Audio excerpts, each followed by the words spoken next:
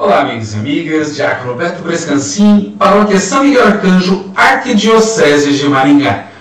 Iniciemos este nosso encontro invocando a Trindade Santa, Pai, Filho e Espírito Santo.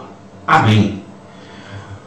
Fazia um tempo que a gente não gravava, né, pessoal? Esse ano a gente ainda não tinha voltado às atividades, mas estamos de volta. E nós vamos começar uma nova série aqui no nosso canal. Nós estudamos muito a Bíblia, a gente está sempre com a Bíblia na mão.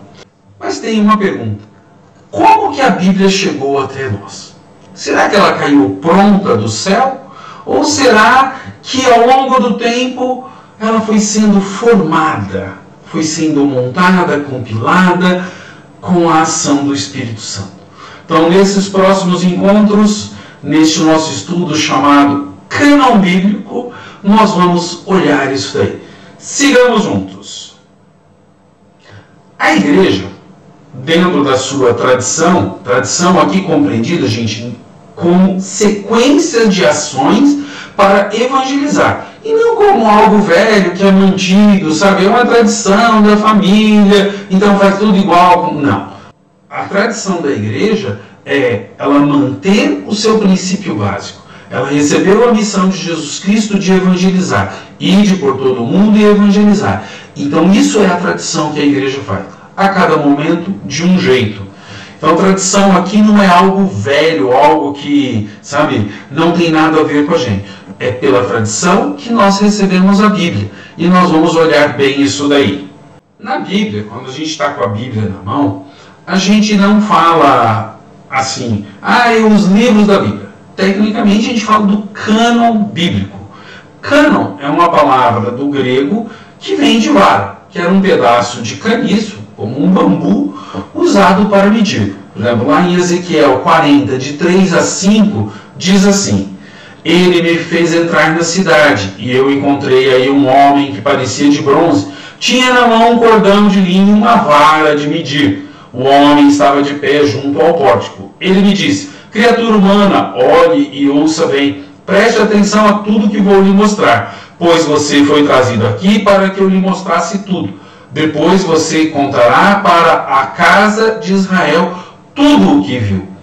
Havia uma muralha externa que cercava o templo por todos os lados. O homem tinha na mão uma vara de medir de 6 côvados, de côvados equivalentes a um côvado e um palmo cada um. O homem mediu a muralha com a vara. Tinha 3 metros de espessura e 3 metros de altura. Então, a palavra cânon, ela vem dessa medida. Hoje seria para nós o metro. Naquele tempo, quando eles ainda não tinham centímetro, polegada, metro, eles usavam uma vara. E essa vara é que tem o termo cânon, que vem para nós hoje, e nós já vamos ver um pouco mais. Cânon, no ambiente religioso, passou a significar medida, regra ou norma. Então, cânon, dentro da igreja, é essa medida, essa norma, essa regra. Lá no dia a dia do povo era uma medida mesmo. Olha, 5 côvados tinha tantos metros, e assim por diante. Com o tempo, o significado de cânon passou a ser de relação, de enumeração, listas de livros, tanto do Antigo quanto do Novo Testamento. E a igreja considera como inspirados e que serve de norma, de medida para a fé, pois é uma base e critério para o ministério da pregação e do ensino no caminho da justiça. Vamos olhar 2 Timóteo 3, de 14 a 16. Quanto aos maus e impostores, eles progredirão no mal, enganando e sendo enganados. Quanto a você, permanece firme naquilo que aprendeu e aceitou como certo. Você sabe de quem o aprendeu. Desde a infância você conhece as Sagradas Escrituras. Elas têm o poder de lhe comunicar a sabedoria que conduz à salvação, pela fé em Jesus Cristo. Toda a Escritura é inspirada por Deus e é útil para ensinar, para refutar, para corrigir, para educar na justiça, a fim de que o homem de Deus seja perfeito, preparado para toda boa obra. Olha que interessante esse texto, né, gente? toda a Escritura, ela é inspirada por Deus. Não para nos enganar, mas para nos manter firmes na fé. Para mantermos firmes na fé, nós temos que ter algumas normas de vida. E a Bíblia é uma dessas normas que nós temos. Nesse nosso estudo, nós vamos aprofundar mais isso daí. Os santos padres da igreja, quer dizer, aquelas pessoas que tiveram grande liderança no início da igreja, nos primeiros séculos da igreja, depois dos apóstolos, usaram a palavra cânon no sentido de regra de fé. E o cânon das Escrituras foi considerado como regra da fé escrita. Ou seja, a regra de fé vivida, mas também a regra de fé escrita, que é a Sagrada Escritura. Isso daí é muito legal. A ideia que prevaleceu foi de uma coleção de escritos que se constitui em uma regra de fé, e qual nós consideramos hoje Bíblia. Cânon também pode significar aquilo que entendemos hoje: a coleção de livros divinamente inspirados, recebidos e reconhecidos pela Igreja como infalível regra de fé e prática, em virtude da sua origem divina. Eles são inspirados por Deus. O cânon, ele tem 46 livros no Antigo Testamento e 27 livros no Novo Testamento. Mas, aí é o importante, nem sempre foi assim, gente. Se hoje nós temos a Bíblia pronta, igual para todos os cristãos, católicos de um jeito e não católicos de outro, nem sempre foi assim. Nós vamos ver neste e nos próximos encontros como é que deu a formação deste cânon bíblico, como que chegou até nós deste jeito. Os judeus, eles consideravam existir dois cânones: o breve, curto ou pequeno, escrito em hebraico, ou seja, tudo aquilo que do Antigo Testamento, os 46 livros do Antigo Testamento, que foi escrito em língua hebraica. E o longo, que é aquele que compreende também aquilo que foi escrito longe da Palestina, em grego, daqueles que foram exilados para longe. O cânon hebraico, ou seja, esse cânon curto, era formado por 39 livros e se dividia em 3 partes: a Torá, os profetas e os escritos. Já no cânon grande, que englobava também os escritos que foram feitos fora da Palestina em grego, ele somava 46 livros, que é esse que a Igreja Católica assume hoje. Os evangélicos assumem aquele cânon curto e nós, católicos, assumimos este cânon grande. A versão grega da Bíblia, conhecida como a versão dos 70, contém esses 7 livros a mais: Tobias, Judite, Baruque, Eclesiástico, 1º e 2º Macabeus, Sabedoria e partes do livro de Esther e Daniel. Os judeus da Alexandria tinham um conceito mais amplo de inspiração bíblica, convencidos de que Deus não deixava de se comunicar com o seu povo só porque eles estavam fora da Palestina, estavam exilados ou haviam fugido do exílio e estavam em outros lugares. Os apóstolos, quando levaram o evangelho ao mundo grego-romano, eles utilizaram esse cânon alexandrino, que continha também os escritos de fora da terra da região da Palestina.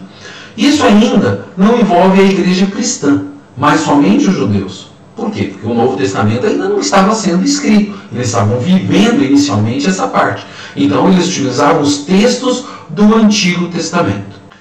Depois dessa breve introdução, nós vamos ver uma questão importante, gente. Canonicidade versus inspiração. Agora não mais relacionados à questão dos judeus, mas da Igreja Católica. Embora todos os livros canônicos, ou seja, aqueles que estão no cânon da Bíblia, sejam inspirados, e nenhum livro fora do cânon é considerado inspirado, as noções de canonicidade e inspiração não podem ser confundidas. Gente, inspiração é Deus orientando o homem e a mulher a escrever. Isso é inspiração. Deus inspira, Ele não escreve, Ele não redige, Ele não dita, mas Ele inspira as pessoas a escreverem. E canonicidade? Canonicidade é a igreja aceitar isso como inspirados a partir de uma série de regras que são montadas conforme cada tempo. Não são montadas, elas são trabalhadas conforme o tempo. Elas vão aumentando ao longo da história da igreja, elas só vão aumentando para cada vez ser mais fiel àquilo que Jesus falou.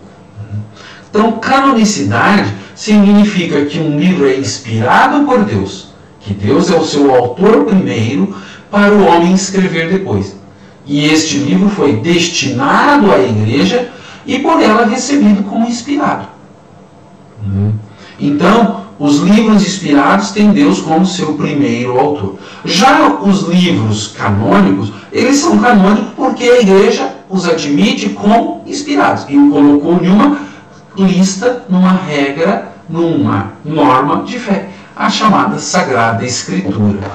A igreja, por meio da revelação, pode reconhecer o fato sobrenatural da inspiração. A inspiração é sobrenatural. Deus está no patamar, o homem de novo, ele está acima do natural. Então ele é sobrenatural.